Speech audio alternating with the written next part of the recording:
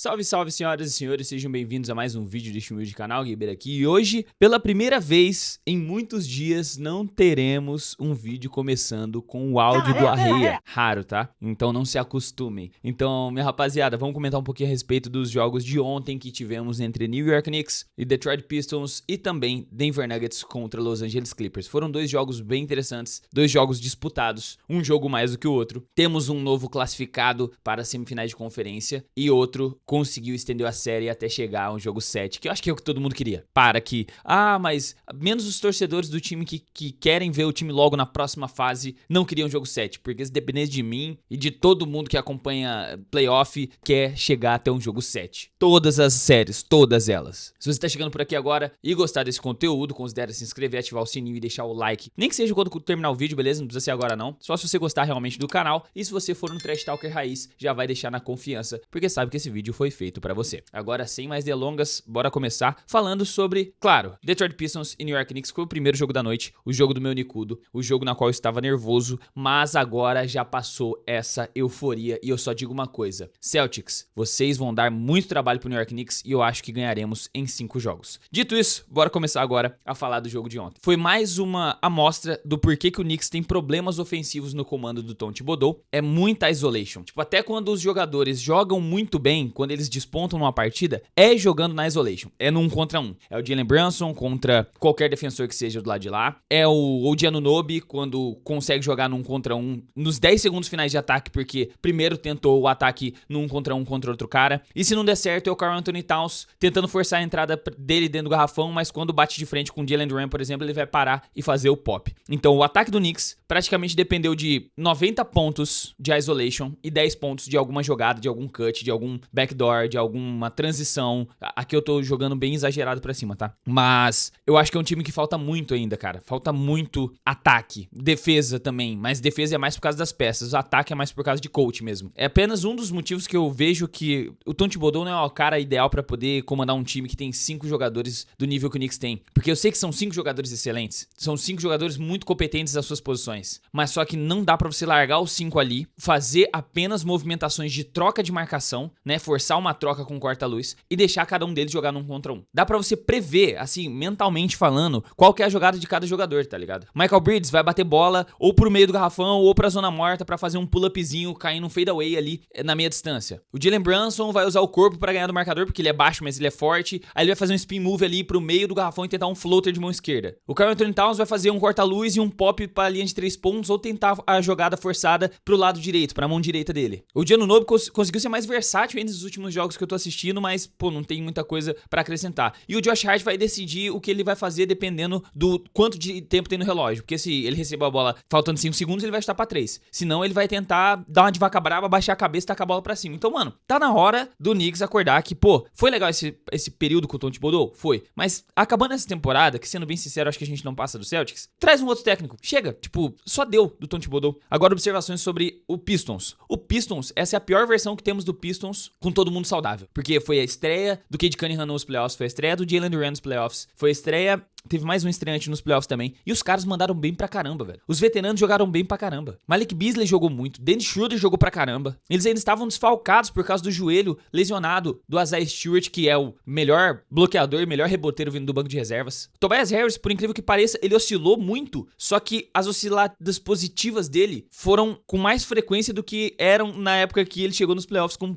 o Philadelphia 76ers, na minha opinião. Então, esse time do Pistons é muito maneiro, cara. Os caras são bem fortes. Os torcedores do Knicks que estavam com a expectativa muito alta em cima desse time do Knicks, não é pra ficar triste porque foi 6 jogos contra o 6º colocado Pistons. É que o Pistons é muito bom mesmo. A gente assistiu um time bem decente, bem talentoso, cara. E muito da hora é o comeback deles da temporada passada ser um time, pô, teve 15 vitórias, sei lá, quase, teve 14 vitórias, eu acabei de olhar aqui. Então, cara, é um time muito maneiro. Então essa é a pior versão de playoffs que a gente vai ver do Cade Cunningham nos próximos anos, se ele se manter saudável, beleza? Agora, o resumo do jogo. Alguns pontos que eu observei. O Jalen Brunson jogou melhor do que ele jogou o jogo 5 inteiro só no primeiro quarto. Ele terminou o primeiro quarto com 15 pontos dos 32 que o Knicks fez. Então ele já estava se sentindo mais confortável nessa partida, 100% recuperado da lesão, não estava mais sentindo nenhuma fisgada no tornozelo. Isso foi muito bom para poder o Knicks sair com a vitória. O primeiro quarto foi realmente maestral do time no geral. Todo mundo jogou muito bem. Michael Bridges matando arremessinho, jogando na transição. O Giannunoby defendendo o Cade Cunningham, conseguindo atrasar ele na parte ofensiva. Tanto que o Cade Cunningham ia descansar, ou o dia também. O Cade Cunningham voltava pra quadra, ou o dia voltava também. Gostei da presença defensiva no primeiro quarto do Karl-Anthony Towns. Conseguiu contestar, conseguiu pegar rebote, conseguiu incomodar os caras. Não pontuou legal no primeiro quarto, mas foi o que o Knicks precisava enquanto o Jalen Brunson, the captain, estava comandando. Ao longo da partida, conforme os 5 tem que jogar mais de 40 minutos, né, o quinteto do Knicks, eles foram cansando e perdendo mais rebotes para o Jalen Duren, perdendo mais rebotes para o Tobias Harris, o que me dá muito medo, pensando nas próximas fases, essa falta de posicionamento defensivo na hora de pegar o rebote, porque eu acho que o time do Detroit Pistons já é um time de maior estatura do que o do Knicks, e daqui pra frente, os próximos confrontos também são times de maiores estaturas do que o Knicks. Então, não vai ser algo que vai melhorar nas próximas séries se a gente for passando. Nenhum outro time é menor do que o Pistons, né? O Knicks é meio que o time que tem uma estatura mais baixa, principalmente quando coloca em quadra Jalen Brunson e Miles McBride simultaneamente. Realmente, o Jalen Brunson é algo sinistro ver ele jogar no 1 contra 1. Tem um trabalho de pés excelente, tem um arremesso de pull-up quase que imarcável, mesmo ele sendo um cara de uma estatura tão baixa. Michael Bridges com esse arremessinho novo dele que é muito alto, o ponto de release, né? O ponto que ele solta a bola, também tava muito bem na primeira metade, matando bola na meia distância. E o OG é o original defensor, né, mano? Então tudo que o Knicks fez de bem, assim, no começo da partida, eles foram perdendo ao longo do segundo quarto, tentaram retomar no terceiro quarto e também perderam mais uma vez, porque o Knicks chegou a abrir 40-26, papo de 3 ataques, tomou 13 pontos do Malik Beasley. Tipo, toma, aí o time do Detroit acordou e veio pra jogo, mano. E faltava apenas 4 minutos e 10 pra acabar o segundo quarto, quando eles empataram com o Malik Beasley, e a 2 minutos do final do segundo quarto, eles viraram a partida, mano. Então, tipo, o Knicks saiu de 8 pra 80, quer dizer, de 80 pra 8, numa velocidade muito bizarra, deixando os caras fazerem um comeback de 16 pontos em menos de um quarto, tá? Isso aí é sacanagem, é loucura. O time do Detroit tava jogando muito bem coletivamente. Aqui dá as graças ao Malik Beasley, matando muita bola. Se eu não me engano, converteu 6 bolas pra 13 de jogo. Dennis Schroeder, muito consistente, muito confiável, muito intenso defensivamente. Catimbeiro também, abraçando, fazendo tudo o que tem que fazer pra poder tentar sair com a vitória. Eu gosto do alemão, ele joga muito bem, mano. Tobias Harris, como eu falei no começo do vídeo da introdução, tá vindo muito bem. E o Jalen Duren é muito forte, mano. Muito atlético. É um cara que dá pra você confiar que ele vai também matar lance livre se ele sofrer falta. Ainda é muito jovem. Cara, o Jalen Duren, assim,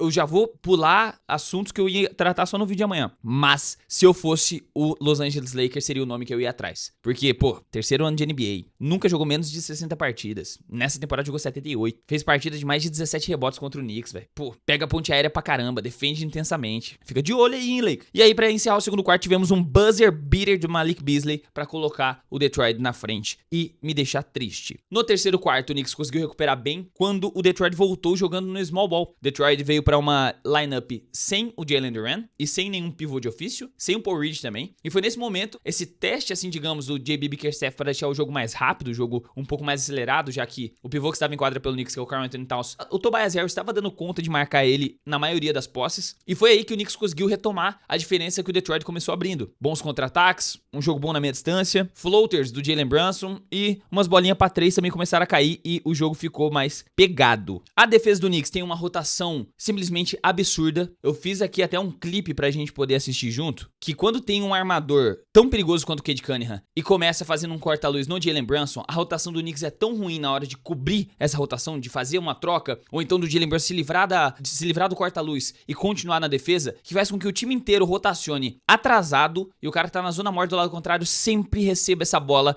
entrando no garrafão e pontuando. Eu cansei de ver essa jogada contra o Knicks, mano, do Detroit Pistons. É a jogada mais ridícula da história da NBA, que funcionou todos os jogos pelo menos umas 15 vezes, por causa que o Jalen Brunson precisa ser escondido na defesa, sabe? A defesa do Knicks não consegue esconder ele. Aí tivemos umas faltas ridículas envolvendo o Karl-Anthony Towns e o OG Anunoby, que cá pra nós, né? Pelo amor de Deus, a arbitragem, mas eu não vou aqui me aprofundar a respeito disso, porque o Knicks ainda está devendo daquele buzzer beater com falta do nosso mano Josh Hart. E por fim, a gente teve um comeback, assim como o Detroit teve de 16, o New York Knicks teve um comeback de 14 pontos, empatando o jogo no final e virando de forma absolutamente perfeita com aquela bola do Jalen Brunson para 3 pontos. Que jogo, meus amigos! Que homem clutch, 40 pontos. A bola bola de 3, fazendo um crossover pra cima de um dos melhores defensores do Detroit Pistons, que é o Ausar Thompson. O Ausar acho que tava defendendo muito o lado esquerdo, ficou com muito medo do corte pra esquerda, acabou se antecipando demais, e aí foi aí que o Jalen Brunson cortou pra direita,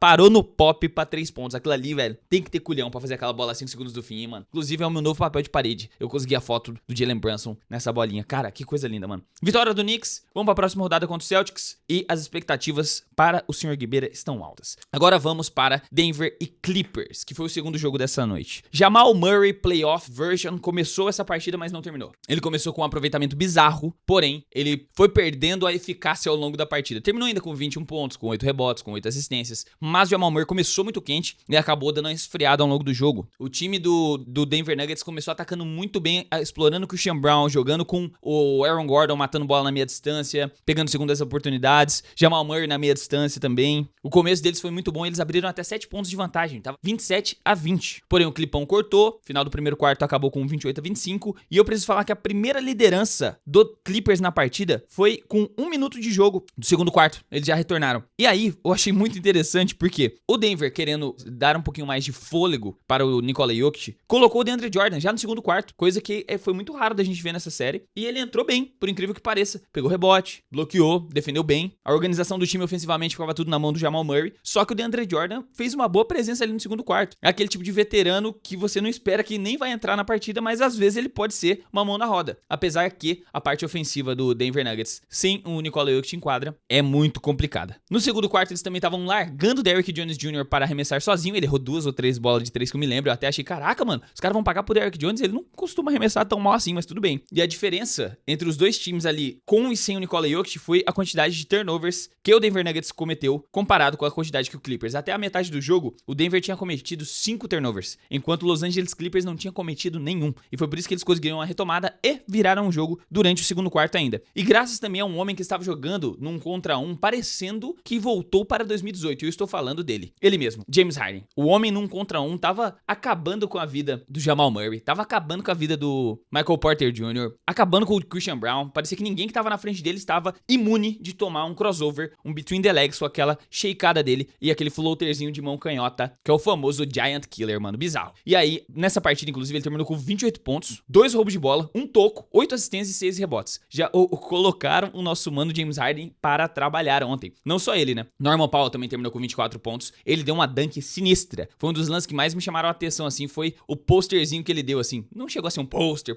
mas foi uma dunk muito bonita. Porque o Norman Powell é aquele cara que você desacredita dele numa partida, mas na outra ele vem e dropa seus 24 pontos, ajudando o Clipão a ganhar. Kawhi Leonard, 27 pontos, 10 rebotes, 5 assistências. Eu não preciso nem falar, né, do robô, do Kawhi versão 2018-19, está de volta, he's back. E da equipe de apoio, o cara que mais pontuou foi o Ivica Zubac, né, um dos finalistas aí pro prêmio de Most Improved Player. E pelo lado do Nuggets, partidaça de Aaron Gordon, partidaça de Nikola Jokic com 25 pontos, 8 assistências, 7 rebotes. 14 pontos do Christian Brown, 21 pontos do Jamal Murray, 14 pontos do Russell Westbrook, 7 pontos do Peyton Watson. Inclusive, foi a primeira bola de 3 que o Peyton Watson converteu em toda a série, foi na noite de ontem. Eu até anotei aqui, ó. Isso significa alguma coisa. Peyton Watson converteu seu primeiro arremesso de 3 pontos da pós-temporada. Mas não significou nada, porque o Los Angeles Clippers veio muito quente, abriu uma vantagem muito boa, bem confortável, jogaram mais administrando depois que conseguiram os 10 pontos mais de vantagem, 12 pontos mais, ficou sempre circulando nessa faixa, chegava a 16, 17, aí o Denver não deixava, buscava com a bolinha de 3 do Jokic, uma bolinha de 3 do Aaron Gordon, que tava muito quente na partida, e aí cortava a diferença pra 10, pra 9. O problema foi que na parte do clutch time ali, nos 5 últimos minutos de partida, o Denver Nuggets também cometeu erros cruciais. Primeiro que eles tiveram o dobro de turnovers quase do time do Clippers, tiveram 12, enquanto o Clippers teve apenas 7 erros, e perderam oportunidades que não deveriam perder. Como por exemplo, lembra aquela partida na qual tivemos o recorde da carreira do Nikola Jokic em pontuação? Vocês lembram o que aconteceu no final? O Russell Westbrook errou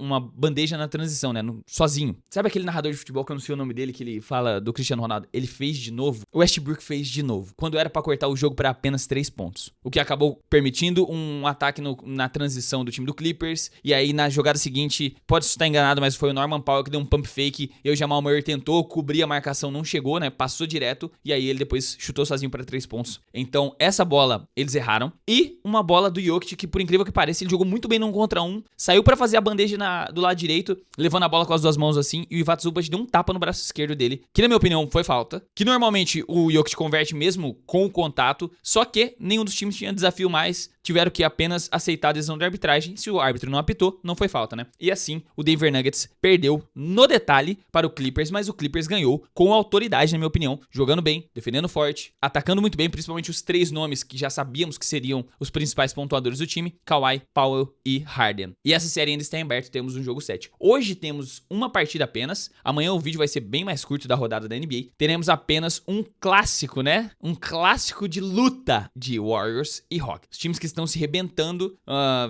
até hoje estou lendo comentários ainda das reações da rapaziada sobre essa série que estamos cobrindo aqui no canal, e amanhã eu venho trazer mais um pouquinho a respeito, mano. E agora vamos para aquele momento, o momento do Super Tanks, a rapaziada que manda Super Tanks no vídeo do dia anterior, eu venho ler no dia de hoje. Inclusive, muito obrigado aos meus queridos que vêm apoiando este projeto, viu? Meu mano RB Magalhães mandou 5 e falou: valeu demais, eu que agradeço, meu querido. Excelentes informações e análises, parabéns. Obrigado, meu querido, tamo junto, Deus abençoe você e sua família hoje e sempre. E meu mano Lucas Hellman, que não só é apoiador aqui do canal, membro, como ainda mandou um Super Tanks. Fala, meu mano, 2 perguntas pra ti, beleza. Quem vai ser o campeão? Na minha opinião, vai ser o Oklahoma City Thunder. Eu acho que eles vão ser campeões esse ano, porque se eles não se tornarem os campeões esse ano, alguma coisa vai acontecer, sabe? Eu acho que vai vir algum time tentar tomar o Jalen Williams deles, sabe? Eles vão começar a duvidar do core que eles têm na mão ali. Então, meio que esse ano, por mais que eles sejam muito jovens ainda, é meio que o ano que pelo menos eles têm que chegar numa final de conferência forçando um jogo 7. Depois de 2 vezes se tornarem o time número 1 em vitórias da Conferência Oeste, sabe? Então, na minha opinião, vai ser o OKC. E por que o Celtics? Aí você tá de sacanagem. O Celtics vai perder em 5 jogos pro Knicks agora, rapaz. Tamo junto. Tu que é fera, Luquinhas, tamo junto. Só me responde uma coisa depois aqui nos comentários, meu mano. Não precisa mandar Super Tanks. Tu é da família da Hellmans mesmo? Ou eu tô viajando? E tu é irmão do outro cara que também é membro? Porque tem 2 Hellman aqui